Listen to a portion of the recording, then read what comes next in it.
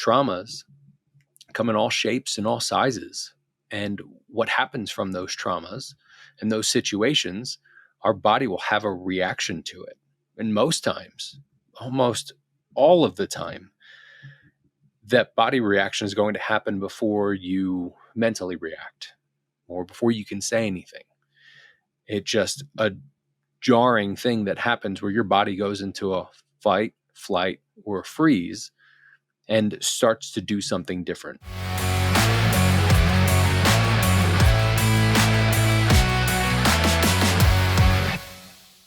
Hello, and welcome to the Mindset and Self-Mastery Show. I'm your host, Nick McGowan, and today on the show, I want to talk about traumas, triggers, and our interpretations.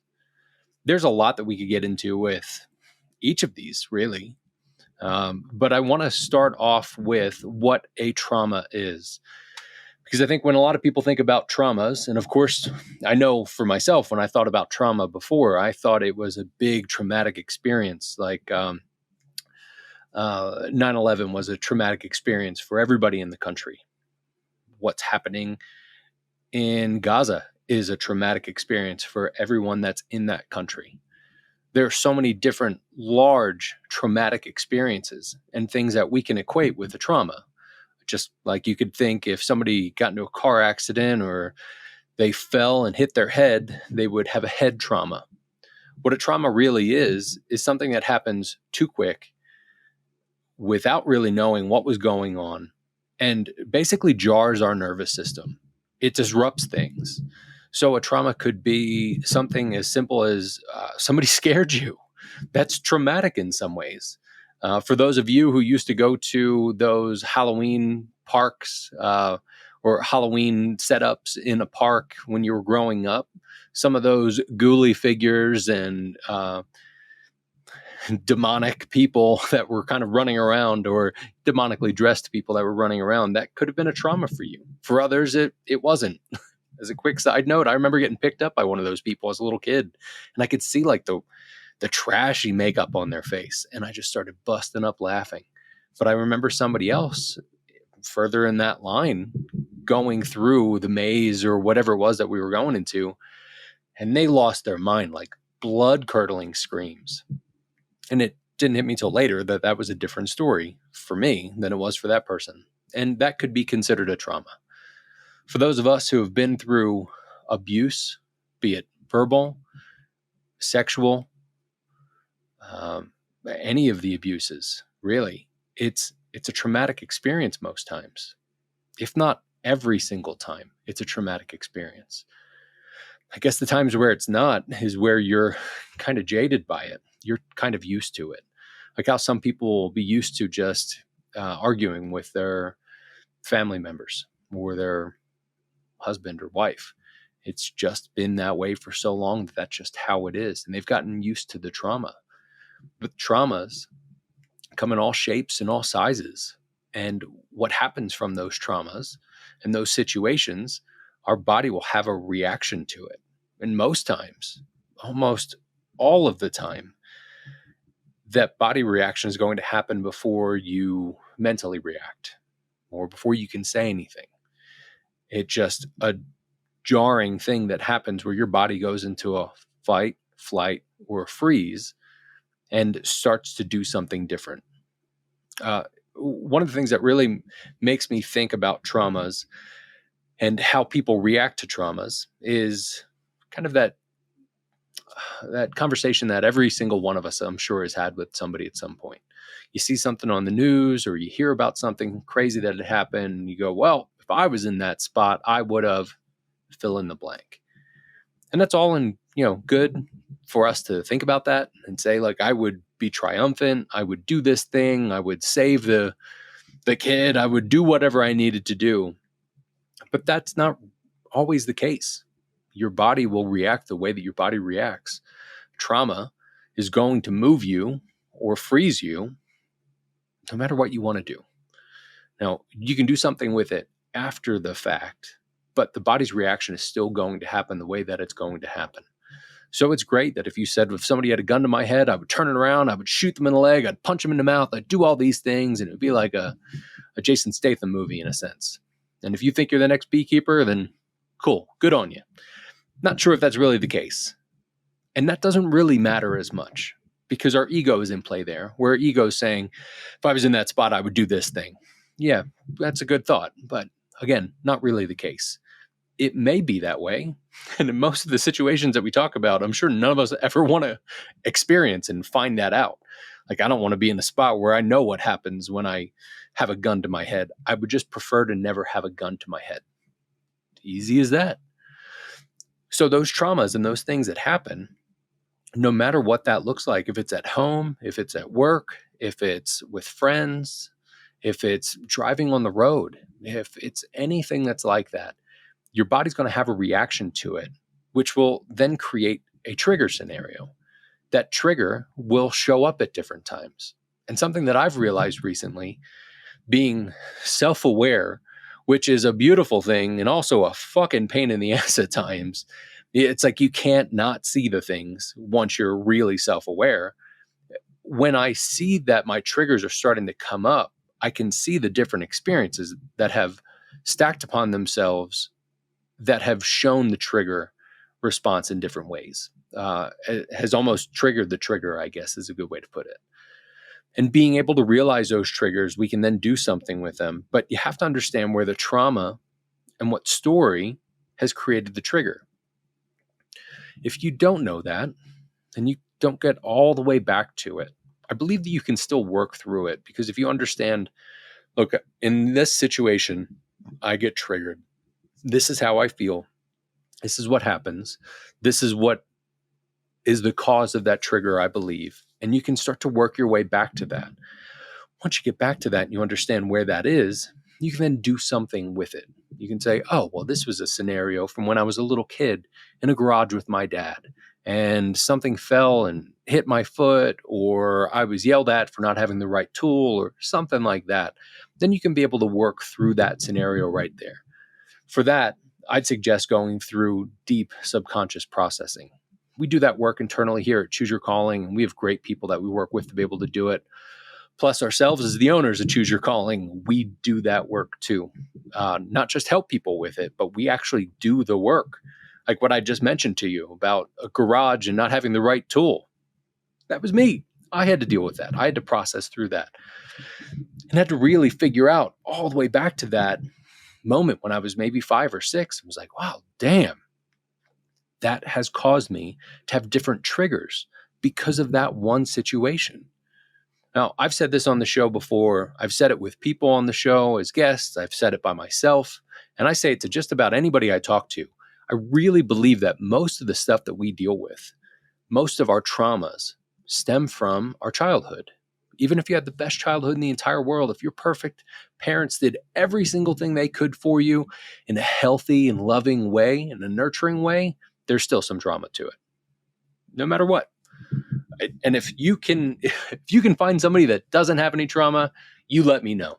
Email me, send a message, whatever you need to do. I'd like to meet that person because I don't believe they exist. And that's okay. At least in my book, that's okay. Because all of us go through these traumas and these situations.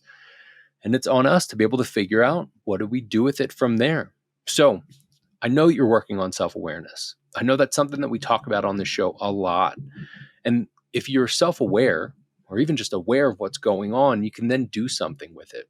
So take a moment and think about the triggers that have happened over the past, let's say 2 or 3 days. Were you triggered by somebody at work? Did some pain in the ass in your office say something pain in the ass like that just rubbed you the wrong way? And all you really wanted to do is give him a shitty look and smack him in the mouth?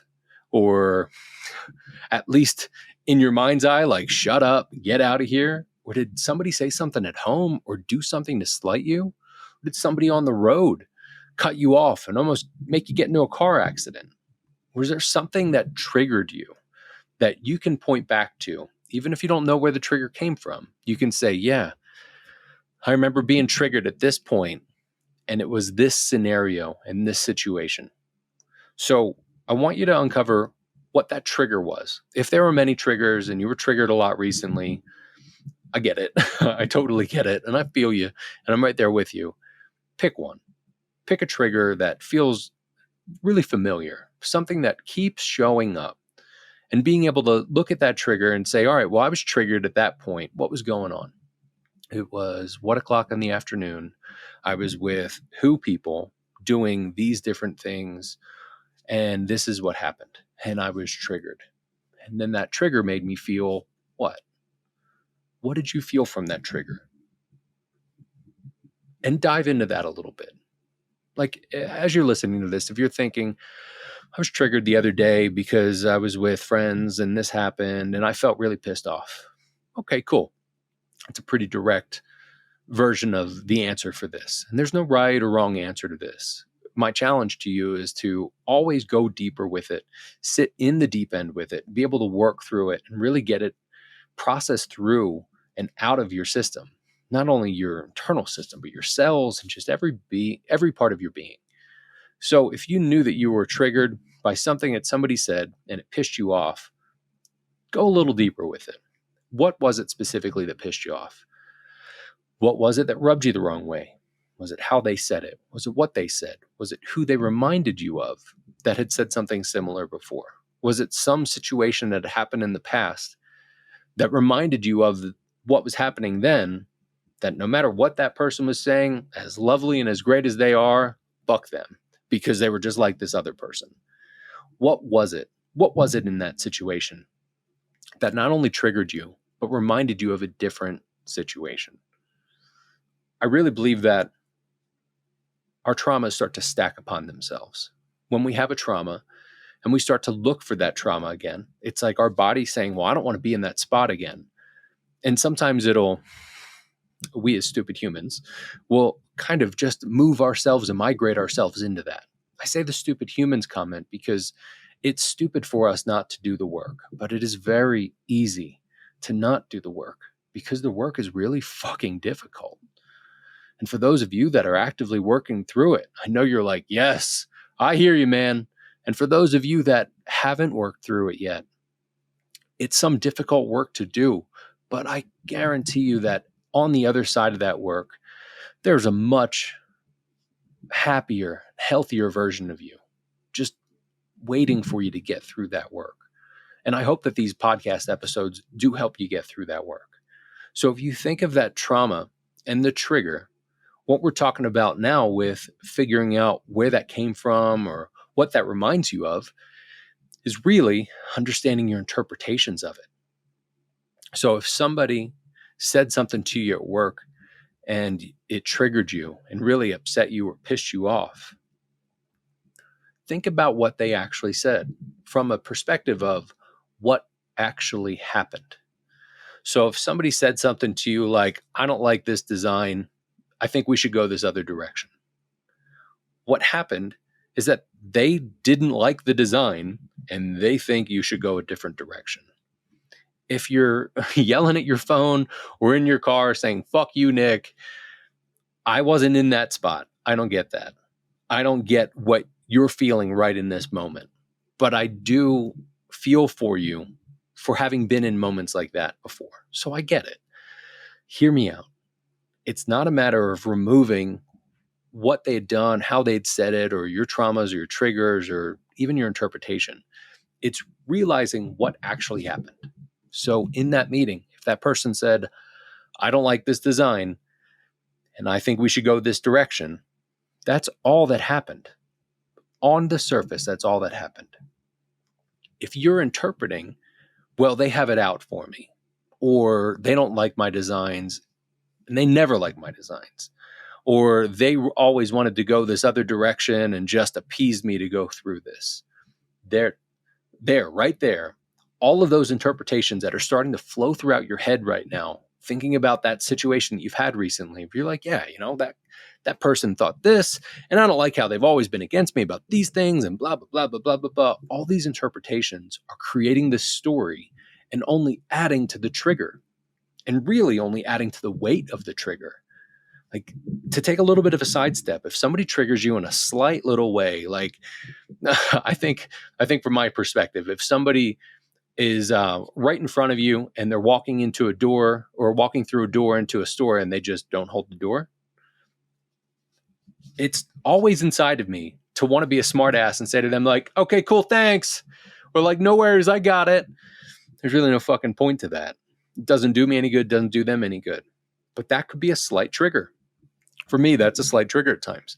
If for you, it might be, or it might be something else. And that doesn't trigger me in the same way that if I was cheated on by my partner. Vastly different triggers, vastly different situations, all of that. So when we think of the interpretations we add to these things, they just add more weight to any of those triggers. And that weight just gets harder for us to lift the trigger back, to like just basically push it back to its original position, fucking off. Like you don't want the trigger on. So being able to understand that you're adding weight as you interpret these things, think about the interpretations and the additional weight you're giving, not only that trigger, but that core trauma and that situation that keeps coming back, or the traumas that show up that have a similar flavor or feel to something that happened before. I know I'm getting into a lot with this, so let's recap a little bit. The whole point to this is to talk about your traumas, the traumas that have happened to you, whether they just happened earlier today or they happened when you were 2 months old, and every trauma in between. And then the triggers that come from those traumas, the weight that we give those triggers are based off not only, but a lot by our interpretations and the interpretations that we keep adding on to those things. I feel, at least for me, there are times where the interpretations come up because I want to be right. I want to be right that I knew that that person was going to be a shitty person, or I knew that they were going to do something to piss me off or trigger me. Where if I really dive deeper into that, it's because there's a fear there. There's a core wounding that I have of being abandoned or unlovable. And once I'm able to get back to that, all the way back to, oh, that ties into my core wounding, I can then look at it differently and remove the interpretations. Now, look, I'm not saying this is the easiest thing in the entire world. And for those of you who know me intimately and know me as a part of my inner circle or the next extended circle, you know that I work through this. And for those of you that are listening to this show constantly, first off, thank you. And secondly, you know that I work through this because I talk about it. And I want you to be able to work through it. And if you feel led to, I want you to be able to talk about it. But think about the traumas, the triggers, and your interpretations. Your interpretations give weight to those triggers. And those triggers, when they come up because of your traumas, you're able to do something with each of the three of those pieces.